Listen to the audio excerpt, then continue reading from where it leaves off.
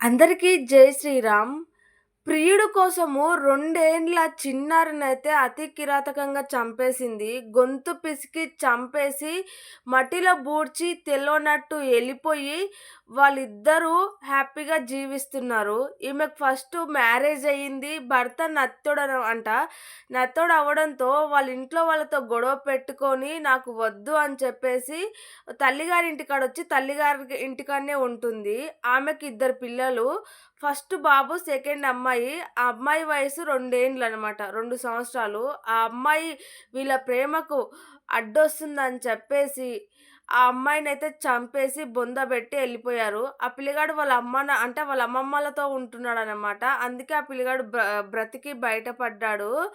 ఈమె కేవలం ప్రియుని మోజులో పడి, ప్రియునితో ఎళ్ళిపోయి జల్సాలు చేయడానికి, కామ కోరికలు తీర్చుకోవడానికి ఆ అమ్మాయి అడ్డుగా ఉందని చంపేశారు.